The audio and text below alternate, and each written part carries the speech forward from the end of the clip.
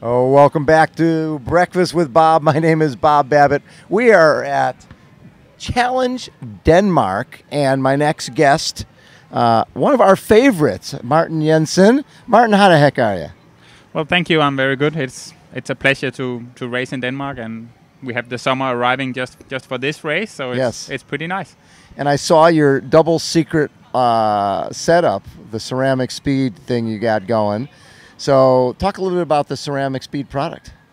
Oh well, I've been with Ceramic Speed for many years now, and I've ridden all of their products, and they've really just like developed as a company. They started with only doing bearings for wheels and bottom brackets, and then pulley wheels, and now they have chains.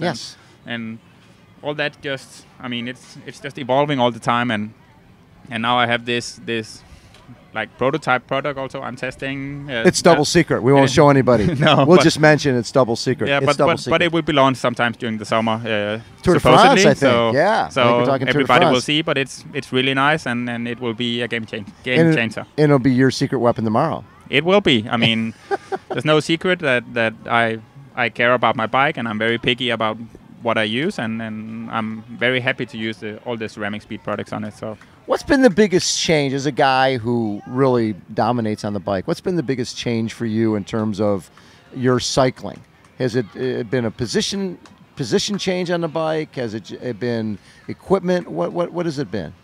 Oh, well, now I'm riding on a Cervelo P5, and for me it's the best bike I've ever ridden, and really I'm comfortable on it, and I have very good setup, and it's I've just been able to post bike splits on that bike that I haven't been able to do before, and I can also see from my numbers in the training that I am getting stronger from year to year, but still, I mean, I'm getting a really good, speed per power ratio right now, and that confirms me that I have a good setup.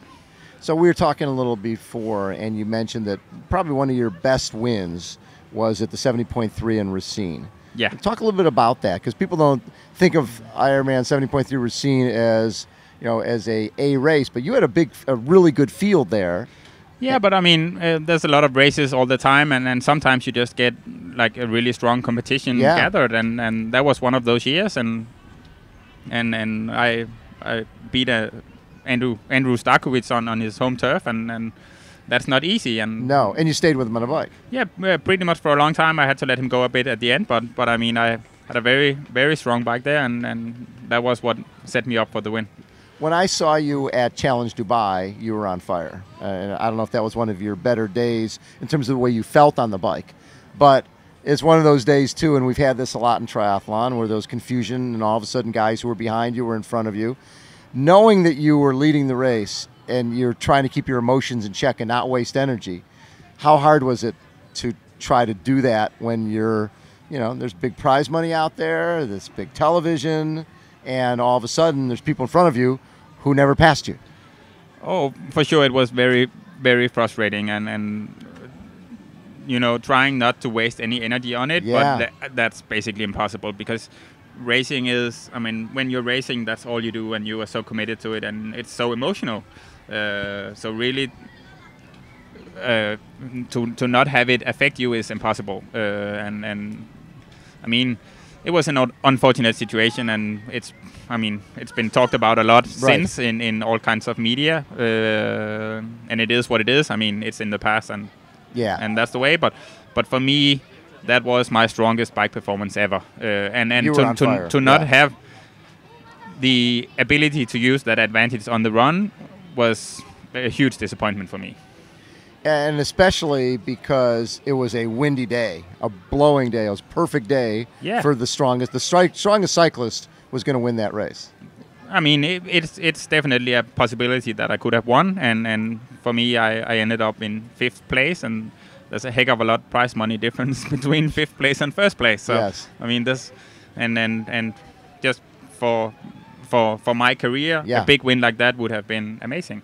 So speaking of big wins, tomorrow you're racing here in your home country, and in the last couple of years, you've got Ironman Copenhagen, you've got a Challenge Denmark. Big races are coming to your country. Yeah. How important is this race for you? Oh, it's very important, and also because this is the first big race in this part of the country where I grew up. So basically, it's like a home course race. I grew up 40 miles from here. Yes.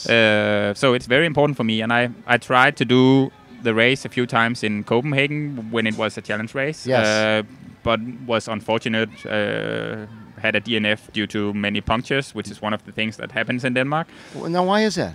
No, because we have so many of those flintstones. Thorns and things like that? No, not thorns, but very flintstones, like... rocks? Yeah, little rocks that are very sharp. Oh, interesting. Okay. And sort of when it rains, they flood onto the road, and they turn in the rain, and they just cut your tire. And in that race in Copenhagen back in 2010, I had one more puncture than I had spare tubes, and I was out of the race, leading at that time with 8 minutes. So that was like a big disappointment for me back then. But that's the way it is, and I just really, really want to have a win in Denmark. I mean, that's important to me. Do you use different tires racing here, or are you just little less air, or the fact that we haven't had much rain, is that a little better? I've had a good look on the weather forecast for tomorrow, and it's gonna rain, but not until after the bike ride. Okay. So I opted for my fastest tires, which is not the most puncture resistant, but I'm running a setup with a sealant inside the tube. So hopefully, if I'm unlucky, the sealant will take care of it, or if not, I'm running a clincher setup so I can change the tube in. So how does a guy with a degree in environmental engineering end up as a professional triathlete? Oh, well, that's a good question. It sort of just happened by accident. I was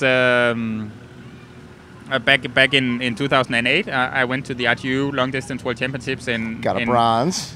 And got a bronze, and I was like, whoa, that was a surprise for me.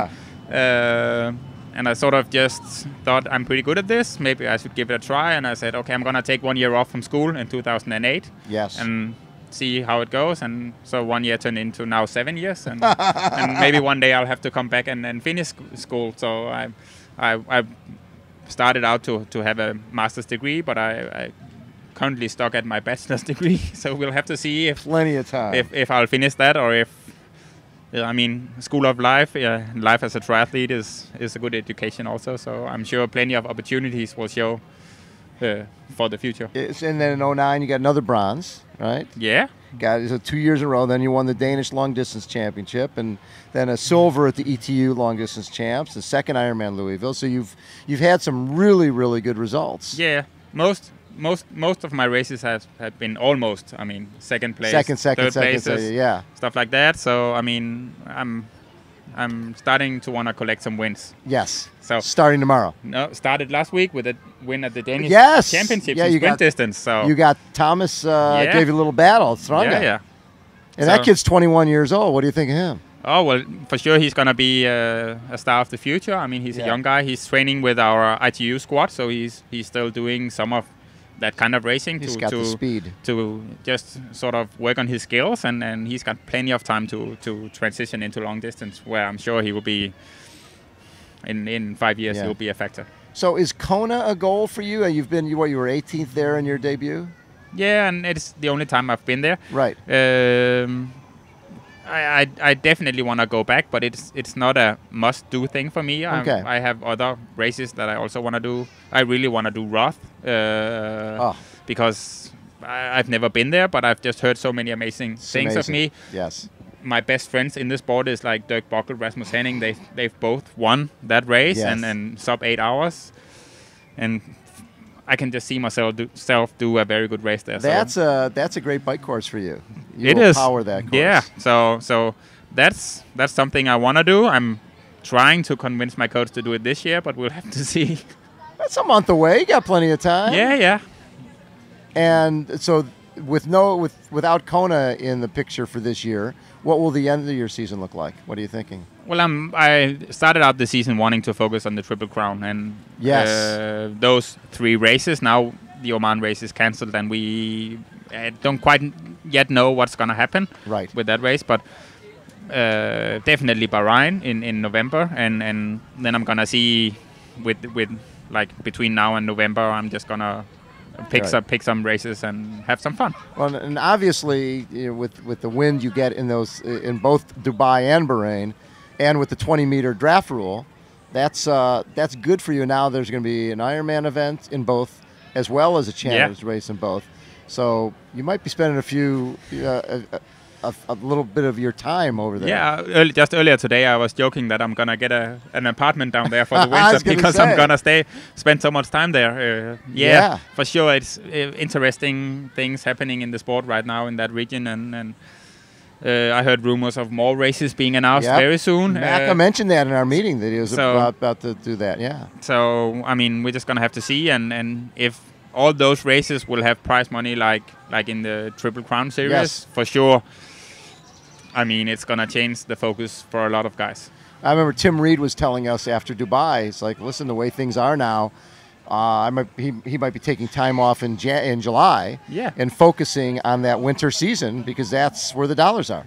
Yeah, but for now, I mean, everything really interesting in the sport is happening between like 70.3 Worlds in September and February with Challenge Dubai. And in that period, I mean, that's where all the big money is. And then there's like Roth and Frankfurt here in the summer. But, I mean, if you're not a winner in those races, there are so many other races now that you can do and really get exposure and have a shot of great prize money.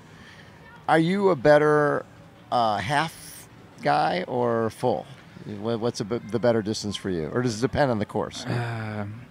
Yeah, well, obviously it's course dependent, but I think I'm more suited for the 70.3 distance right now, but mainly because every time I try to do Ironman races, I end up injured. So, what is the same type of injury? No, but I mean stress fractures. Yes. Like in Dubai, I had a stress fracture in my femur bone happening on the finish line. Oh, you got it there? Yeah, like I was running down the finish chute, and my girlfriend was yelling at me because Bart Arnouts was coming from the behind, and I was just made a strong acceleration. 2-3 steps, and I could feel a snap in my leg, and I was like limping all the way to the finish line, straight to the hospital, and terrible finish to that race. Well, then you have to take some time off. Yeah, so I had 6-7 weeks off after Dubai and started building, but amazingly, I've come back to fitness faster than ever before in my injury career. So I'm surprised that I'm as fit as I am right now. Love it. Yeah. Well, Martin, good luck tomorrow. Thank you. Have yourself a great race, and hopefully we'll have a chance to chat with you tomorrow after you win a race in your home country. I hope so. I love it. Martin Jensen has been our guest again. This is Breakfast with Bob. We're brought to you by Ceramic Speed, Martin's sponsor, and he'll be showcasing a product that we can't tell you about, or we'd have to kill all of you who are watching right now. Double secret. You'll see it at the Tour de France, but Martin will be riding it tomorrow. And we are at beautiful LEGOLAND. Hold on, everyone. We'll be right back.